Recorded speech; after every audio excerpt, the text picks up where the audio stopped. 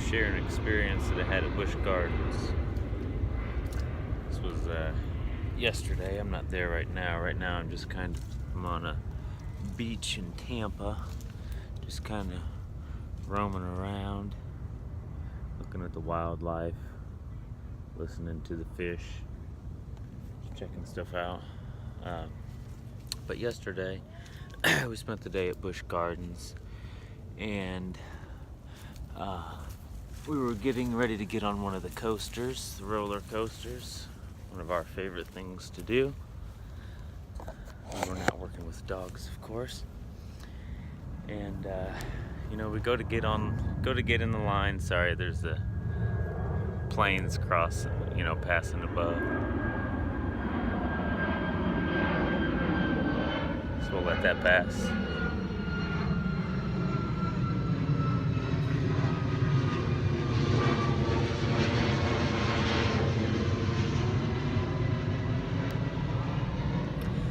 But so we go to get in line, and the staff says you can't bring any loose articles onto the ride.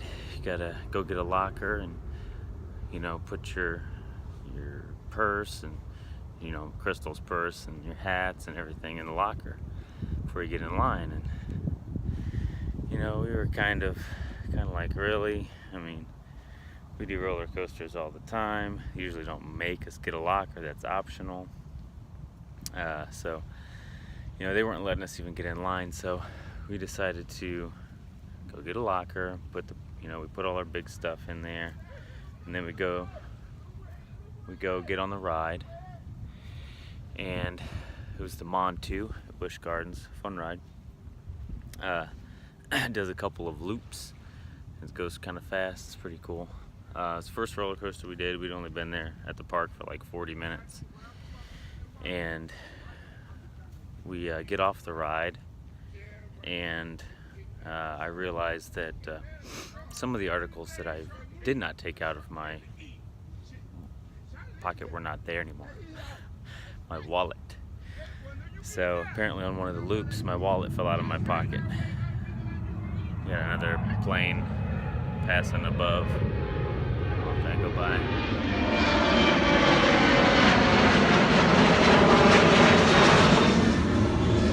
Ow. So there in that moment, like I said, I've probably been on over 100 roller coasters before, and I've never emptied out all my pockets. It's never been an issue. It's never been something that I felt I needed to do. So on this occasion, I was wrong. I should have taken it out of my pocket, and it really didn't matter that I had gone on 100 roller coasters and never lost anything or not. There was always the possibility that I would, and on this occasion I did, and I felt really silly. And I then had to ask for help from the people that I didn't listen to in the first place, the roller coaster staff, to try and find my wallet for me, because obviously in my position I'm not even able to go into the areas needed to go into to find the wallet. It's restricted. So I had to ask for help from the people that I didn't listen to in the first place, and they did. They went above and beyond to try and find it. Never did find it. I can only hope that in the coming days during their security checks that they come across it, but it's not likely that they will, given the large space that they have to cover to find it. We'll let this airplane pass.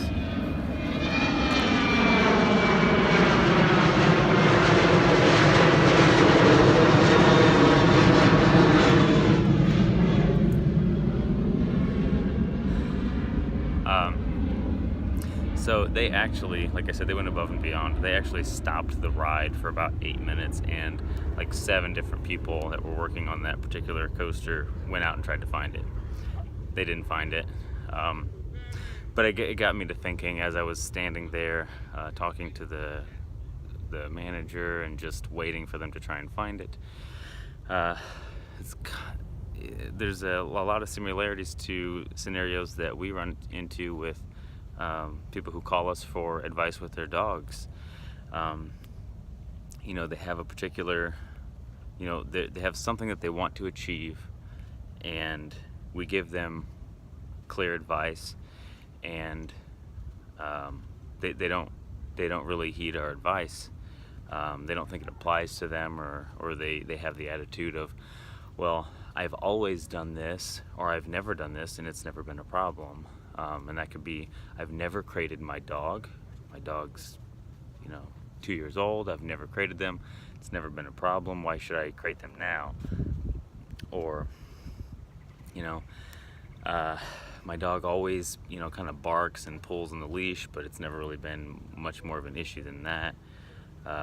My dog's always slept in bed with me, why would I stop inviting him into my bed? Not really seeing what potential dangers that those things could lead to, or just other negative behaviors that could be avoided if certain precautions were taken or certain steps were taken. So just wanted to kind of share my experience, and I thought it was a good example of, there are certain things that may have never happened to you yet, but there's always the potential that something could happen. If we're talking about just dogs with problem behaviors or housebreaking issues, dogs that are sleeping in bed with us, not being crated, the dangers of not being crated, not only the potentials for destructive behaviors, but I would say more so for the safety of our dogs. And when we're talking about aggressive dogs or dogs who've had reactivity issues, there's numerous examples that I could give about things that probably shouldn't ever be allowed for those sorts of dogs with those kinds of behaviors, or things or precautions that we should be taking. And even though you may have not ever done those things before,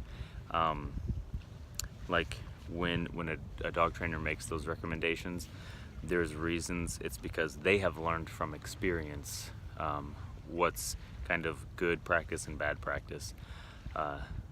And something that I have found is that all learning happens from experience, either your experience or someone else's. So whenever possible, I think it's good practice to learn from someone else's mistakes and experiences. And I should have done this before I lost my wallet, and now I'm wishing that I had, because even though I've gone years and years and years and done so many roller coasters, and I've never lost anything on a roller coaster.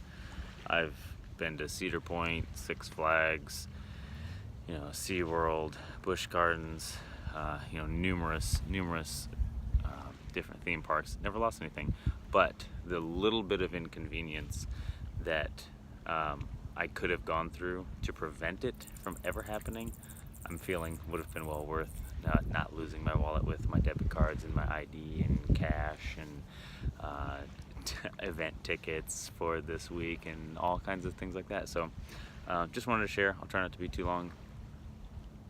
Talk to you guys later.